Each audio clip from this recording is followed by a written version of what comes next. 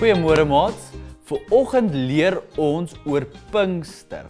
Nou vanoggend gaan ek vir julle leer wat het gebeur nadat Jesus opgevaar het na die hemel toe. Het hy ons net alleen gelos hier op aarde?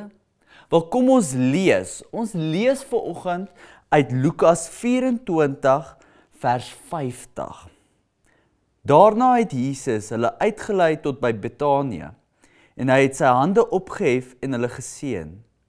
Terwyl hy nog besig was om hulle te seën, het hy van hulle af weggegaan en is hy in die hemel opgeneem.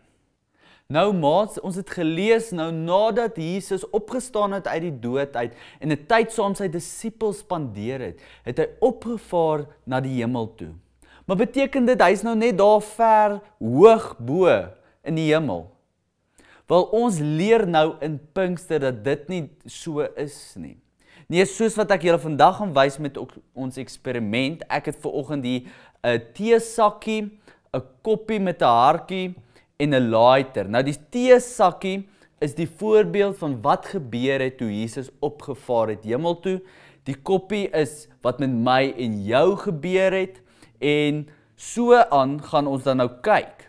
Nou ons weet dat Jesus nie net ver is nie, hy beloof vir ons dat hy ons nooit gaan los nie. En so is hy dan ook binne ons.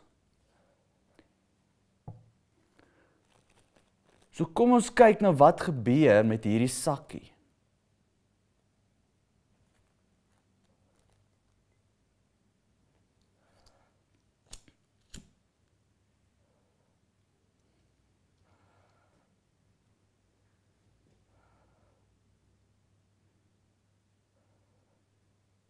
En Jesus het opgevaar hemel toe, maar beteken dit hy's nou ver?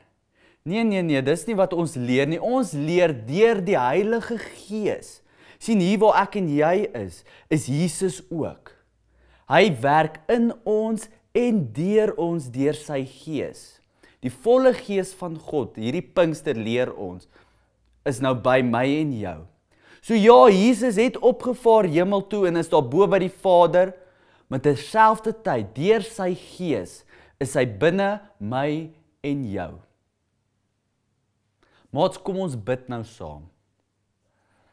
Here, dankie dat ons nou kan leer, Here. Al het U opgevaar na die hemel toe, het U ons nie alleen gelos nie. En dankie dat ons Pinkster so kan begin vandag.